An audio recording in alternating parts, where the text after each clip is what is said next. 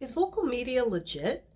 Is it a scam, or is it an actual place where writers can make money? Hi, my name is Sylvie. I'm a former fanfiction writer turned fiction author, and I wanted to get on camera today to talk about this relatively new writing platform on the scene called vocalmedia. I wanted to talk about vocalmedia because looking on YouTube, there doesn't seem to be a lot of videos that get down into the nitty-gritty of what the site's about and how it's possible to make money. The only other individual that I saw that gave a comprehensive breakdown of vocalmedia is Sylvie Soul. She usually talks about Medium, but a few weeks ago she did do a video detailing what vocalmedia is about.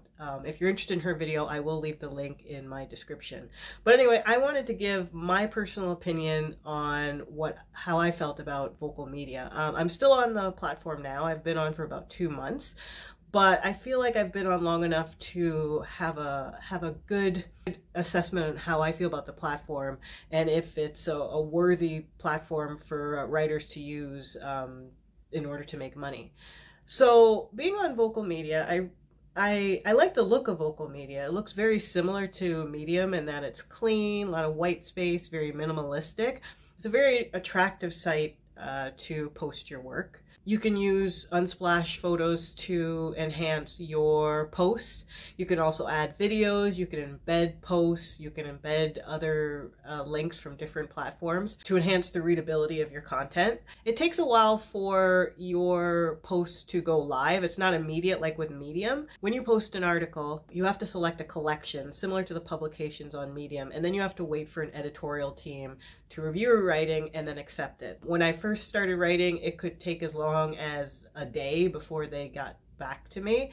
Now that I'm about 2 months in, I could write something in the morning and they can accept it by noon. So I think their turnaround time has really sped up. There's also the ability to make money on vocalmedia. If you are a Vocal Plus member, that is, if you opt for the paid version of vocalmedia, $10 a month, then you have a better chance of earning money through views. You earn $6 per 1,000 views if you're a member, and I believe $3.80 per 1,000 views if you opt for the free version of vocalmedia. You can also earn money if the vocal team decides to award you bonuses for a job well done. And you can also accrue tips. Random readers can opt to pay you if they like your writing. To get paid, you have to connect a Stripe account to vocalmedia. So if you're in a country that doesn't allow for Stripe payments, unfortunately, you won't be able to be involved in the in getting paid through vocalmedia. One of the big selling points of vocalmedia is the writing challenges. This is what really sets it apart from Medium. Vocalmedia has these semi-regular writing contests they call challenges, where users on the site submit their work and for a certain topic or theme, and the best entries will win a prize. There's usually one for first, second, and third place. There was recently a very large-scale challenge that vocalmedia promoted called the Little Black Book Challenge. This was in collaboration with Moleskine. So that one not only had the grand prize of $20,000, but also second and third prize, and additionally a bunch of runner-up prizes for free annual memberships. The challenges are a big draw to the site, and the reason why a lot of people come to write on the site, because they want the chance to make money through these challenges. So now that I've gone over some of the key features of vocalmedia, I'd like to talk about some of my concerns with the platform. One of the big glaring issues I have with vocalmedia is once you publish your work on the site, you cannot edit it and you cannot delete it. There's no option for that. If you find that you've written something and you make a slight typo and you just want to change that, you're unable to. There is contact information to the vocal media team, and you can reach out to them and they can make the amendments for you, but I just think it's really inconvenient that they would not have that feature right out the gate for writers so that they can fix their work. I have my own site, and I write on Medium, and a lot of times I do miss quite a few typos, or sometimes I want to reword something that I wasn't initially happy with. And with vocalmedia, you really have to, you know, commit to what you write, because once it's there, it's not an immediate fix, which can be annoying. Another nitpicky thing I don't like about vocalmedia, comparing the ease of editing and formatting on Medium compared to vocalmedia.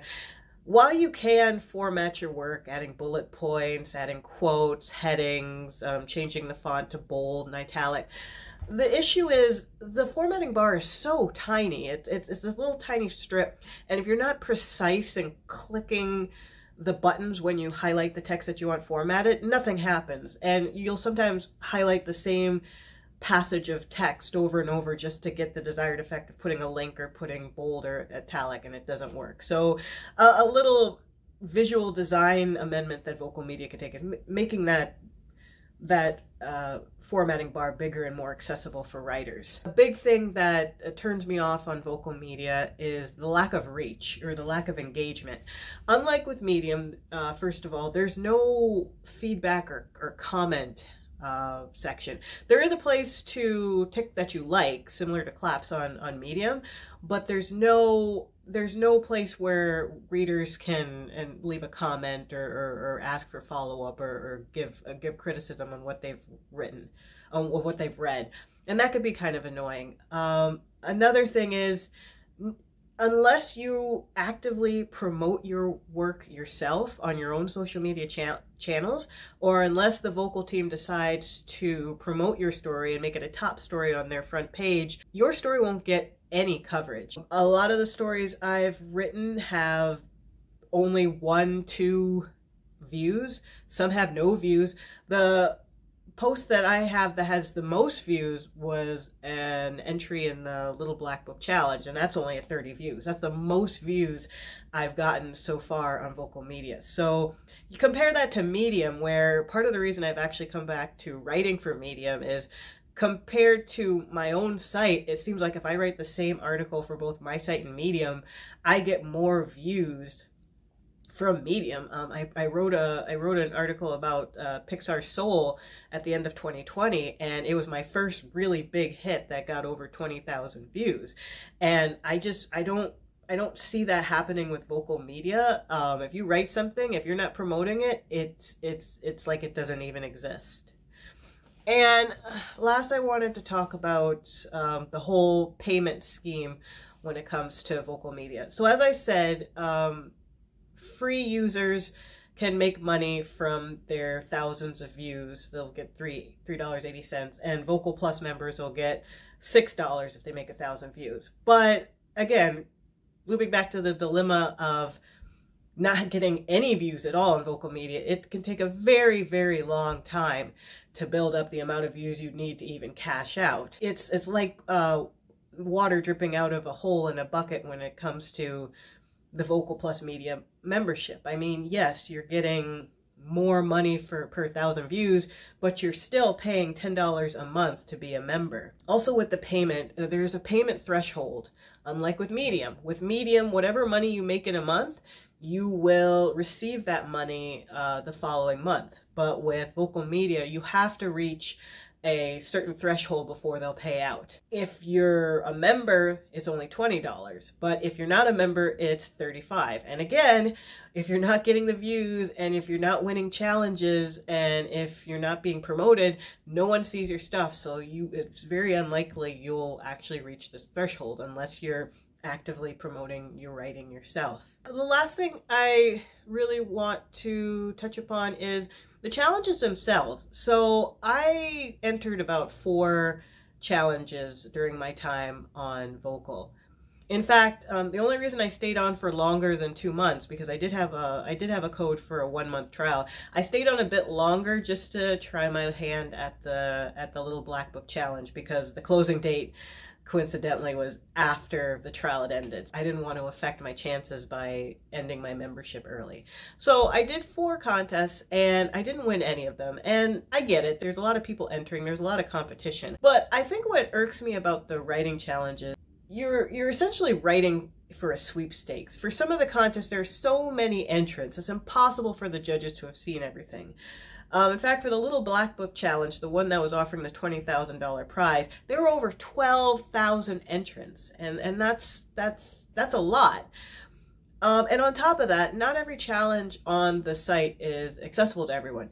For some of the challenges, the Little Black Book Challenge included, you had to be a member. You had to be a Vocal Plus member in order to enter. So you're essentially paying $10 a month to write for a sweepstakes. I do believe that they have judges that look over the winning entries. Like it's not just random, but I don't think they're forthcoming with all the details with the contest. I mean, when I did the Little Black Book Challenge, what rubbed me the wrong way is it wasn't until after you entered, the confirmation email you received would say, oh, don't forget to promote, because if it's a tie, the story with the more engagement will break the tie. I really dislike engagement when it comes to factoring in who should win a writing contest. It seems like a popularity contest. And I think it's a little underhanded that they don't highlight that advantage until after you've entered the contest. Also, it's not entirely clear sometimes who's judging these contests. In some of them, it's just a vague, nebulous,